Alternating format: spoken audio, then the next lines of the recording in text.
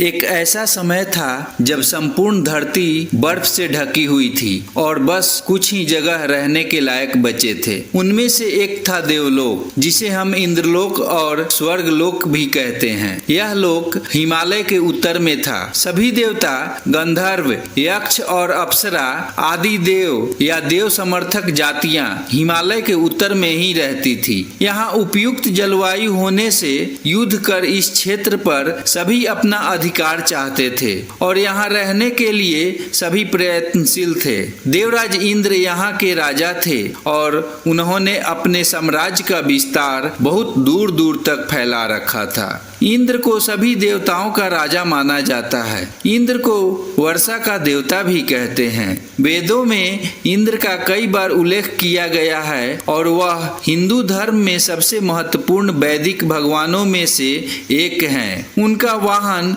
विशाल ऐरावत हाथी है और वह हिंदू देवताओं में सबसे शक्तिशाली अस्त्र वज्र धारण करते हैं। वह ऋषि कश्यप तथा माता अदिति के पुत्र हैं। उनकी पत्नी का नाम सच्ची है और इंद्र की अर्धांगिनी होने के कारण उन्हें इंद्राणी भी कहा जाता है। सोमरस इंद्र का प्रिय पेय पदार्थ है और वह उन्हें ऊर्जा देती है। भगवान इंद्र का स्वभाव बहुत ही क्रोधी प्रवृत्ति का है। कई प्रसिद्ध पौराणिक कहानियों से पता चलता है कि देवराज इंद्र चतुर एवं कपटी भी थे।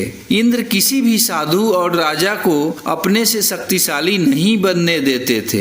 इसीलिए वह कभी तपस्वियों को अप्सराओं से मोहित कर पथ भ्रष्ट कर देते थे तो कभी राजाओं के अश्वमेध यज्ञ के घोड़े चुरा लिया करते थे। इंद्र साम दाम दंड और भेद सभी तरीके से वह अपने सिंहासन को बचाने का प्रयास करते थे। साथ ही वह इस प्रयास के दौरान कभी कभी ऐसा भी कार्य करते थे कि देवताओं को शोभा नहीं देता था, जिसके कारण देवताओं को बहुत बदनामी झेलनी पड़ती थी। हालांकि इंद्र जैसे और भी कई देवता थे जिनके कृतियों के कारण उनको स्वर्ग से निकाल दिया गया और फिर उन्होंने पाताल लोक में जाकर अपनी एक अलग ही सत्ता कायम कर ली। आइए जानते हैं इंद्र ने छल से अहिल्या के साथ कैसे संबंध बनाए। देवी अहिल्या ब्रह्मा जी की बेटी थी।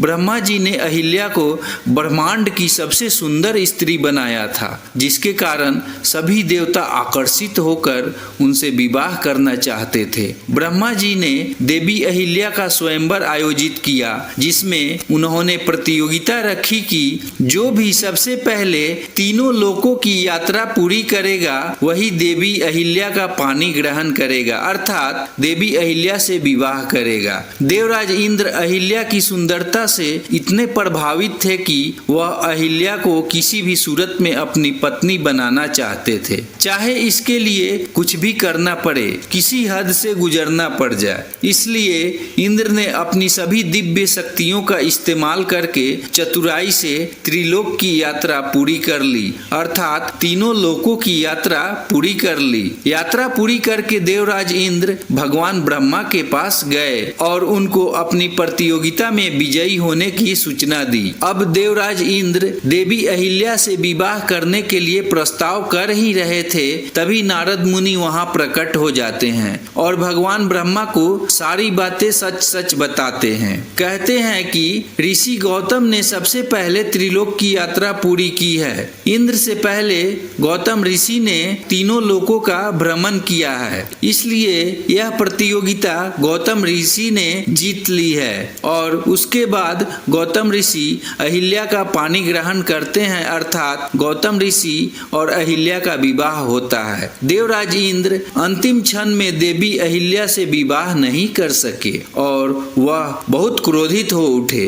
उन्होंने देवी अहिल्या के साथ छल करने का विचार किया, क्योंकि अहिल्या उनके दिलो दिमाग में छा गई थी। एक बार जब ब्रह्म मुहूर्त में गौतम ऋषि अपने कुटिया से बाहर स्नान करने गए, तभी इंद्र ने सोचा कि अब इस समय का फायदा उठाया जाए। फिर उन्होंने छल से गौतम ऋषि का रूप धारण किया और कुटिया में प्रवेश कर गए। अहिल्या को लगा कि उनके पति गौतम ऋषि नित्य कर्म से निपट कर आ गए हैं। इसके बाद इंद्र ने गौतम ऋषि के भेष में अहिल्या से प्यारी प्यारी बातें की और संबंध बनाने लगे। उधर गौतम गौतम ऋषि नदी किनारे पहुंचे तो वहां का जनजीवन देखकर उन्हें एहसास हुआ कि किसी ने धोखा से सुबह का आवरण बना दिया है। वह तुरंत ही भागते भागते अपनी कुटिया में पहुंचे, जहां उन्होंने देखा कि उनके भेष में इंद्र उनकी पत्नी के साथ सो रहे थे। यह देखकर गौतम ऋषि आग बबूला हो गए और उन्होंने